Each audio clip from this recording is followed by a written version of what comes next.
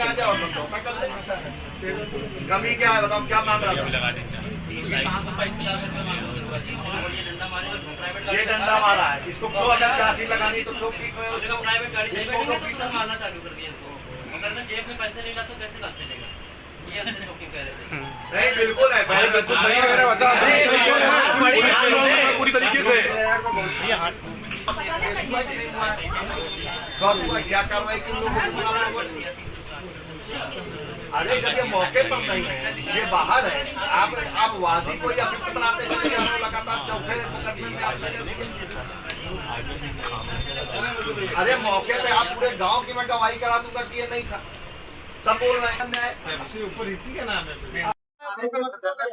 क्या मामला है पूरा? देखिए, ग्वालटोली थाना क्षेत्र में एक मंगलपुर चौकी है, जहाँ पर आज से लगभग 8-9 महीने पहले एक शिवा निषाद हमारा कार्यकर्ता है, उसके भाई की हत्या हुई थी, जिसमें वो वादी है। और निरंतर पुलिस कहीं ना कहीं उस पर दबाव बनाने के लिए कि वो उस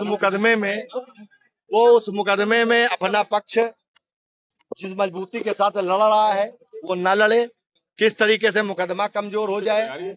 विपक्ष कहीं ना कहीं उस पर गलत तरीके से मुकदमा लगवा रहा है, कभी ग्वालटोली थाना क्षेत्र से लगता है, कभी जाजमऊ से लगता है, और पुलिस बिना किसी जांच के उसके ऊपर चार्जशीट भी लगा रही है।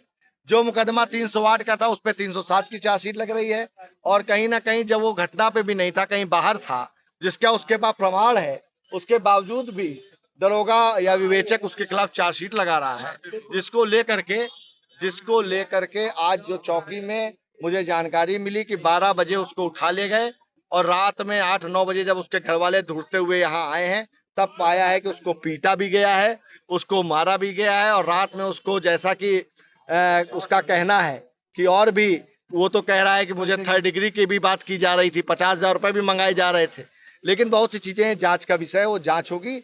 इसीलिए आज मैं मौके पर आया हूं कि कम से कम जनता की आवाज को थाने पर पहुंच करके हम लोग अपनी बात को इन अधिकारियों के, जिनके इस समय कान में जू नहीं रेंग रही है, उनके जू किस तरह रेंगेगी, इसी तरह का काम हम लोगों को सभी जनप्रतिनिधियों को करना पड़ेगा।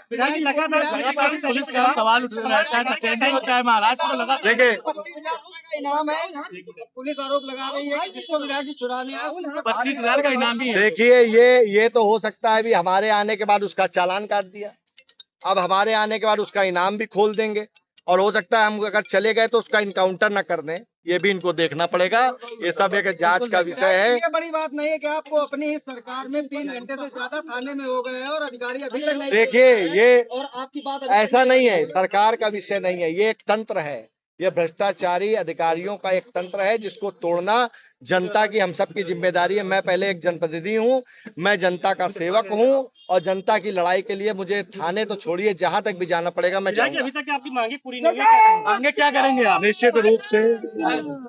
निश्चित रूप से जो भी बातें हैं, मैं अभी यहाँ पे उच्च अधिकारियों से मेरी बातचीत चल रही है, जरूरत पड़ने पर मुख्यमंत्री योगी आदित्यनाथ तक भी इस बात को पहुंचाने का हम लोग काम करेंगे, और निश्चित रूप से इस गरीब परिवार को न्याय दिलाने का। पुलिस का कह रहा है कि उस पर चालान कर दिया है, उसको जेल भेजा जा रहा है।